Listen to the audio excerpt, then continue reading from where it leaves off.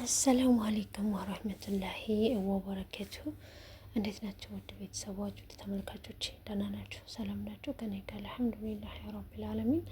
ሰላም ናቸው ወይ? ደህና ናቸው ወይ? ከኔ ጋር አልሐምዱሊላህ። እስኪ አረቦች በብርድ ሰዓት የሚወዱት ሾርባ ወይም መረቅ የምስር ወጥ ማለት ነው። የአረቦች የምስር ወጥ አብረን እንስራ። በብርድ ሰዓት በጣም ነው የሚፈልጉት ማለት ነው።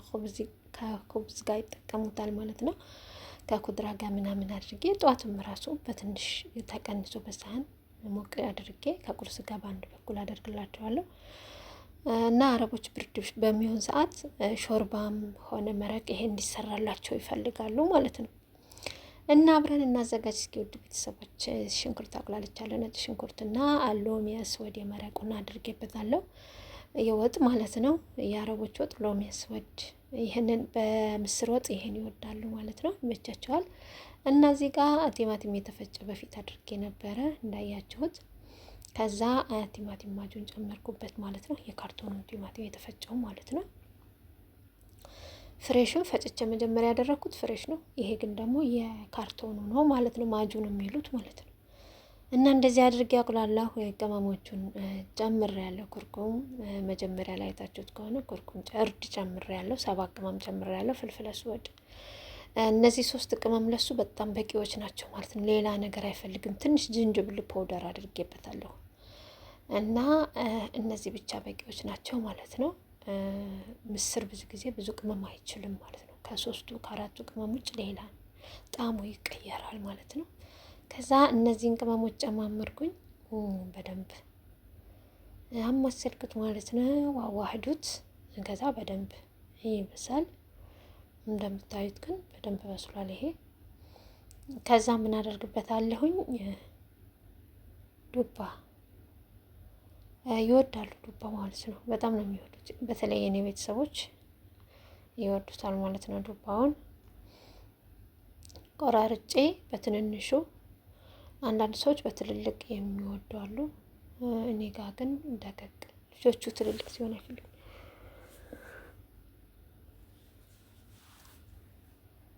አይፈልጉትም ማለት ነው።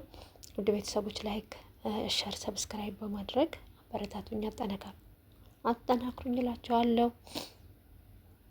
እና ውዶችዬ ሰብስክራይብ ላይክ ማድረጋችሁን እንዳትረሱ፣ ለሌሎች ጓደኞቻችሁ ሼር ማድረግን እንዳትረሱ። በተለይ አረብ ሀገር አዲስ ምግብ መስራት ለሚፈልጉ ሸር አድርጉልኝ ቪዲዮውን ማለት ነው።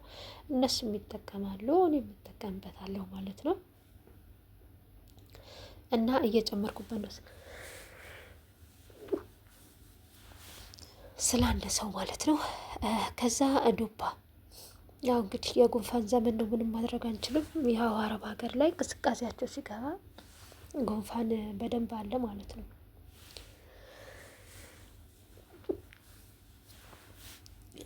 ጉንፋን በደንብ ነው የሚያስቸግረው፣ ይቅርታ። እና እንደዚህ አድርጌ ዱባ ነው ይሄን።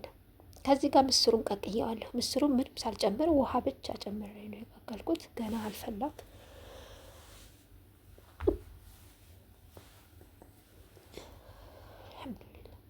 ገና አልፈላም። ጉንፋኑም እያሳለኝ ስለሆነ ነው። ከበሰለ በኋላ ደግሞ በጣም እንዲበስል አታደርጉት። ልክ እንደዚህ ማለት ነው፣ እንዳይሰባበርባችሁ። በጣም የሆነ አለ አይደል፣ ላም ያለ እንዳይሆን ማለት ነው። ከዛ ቀላቀልኩት። ያቸው ዱባው በደንብ መብሰል የለበትም። ለምን? ዱባ ብዙ አይቆይም፣ ኃይል የለውም። ቶሎ ነው የዚህ ሀገር ዱባ እንትን የሚለው ማለት ነው።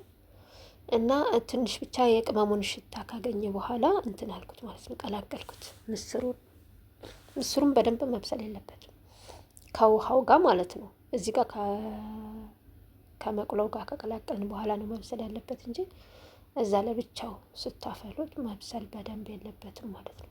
እኔ በፊት በነገራችን ላይ ልክ እንደ ኢትዮጵያ አጥቤ ነበረ ቀጥታ መቅለው ላይ የሚጨምረው ማለት ነው።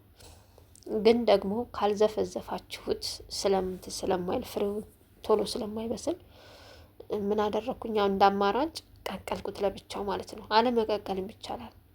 ዘፍዝፋችሁ ትንሽ ታስቀምጡትና በሙቅ ውሃ ቀጥታ ከስጎ ጋር መቀላቀል ይቻላል ማለት ነው። እኔ ግን እንደዛ ሰዓት ስላልነበረኝ ትንሽ ቀቀልኩት። ፈላሲን እንትን አልኩት፣ ቀላቀልኩት ማለት ነው ስጎ ጋር። እንደዚህ አይነት ወጥ ወጣ። በጣም ነው የሚያምረው። በኹብዝ በጣም ይጥማልና ይሄን ይመስላል እላቸዋለሁ። ውድ ቤተሰቦች እስኪ እናንተም ለመዳማችሁ ስሩላት በዚህ ብርድ።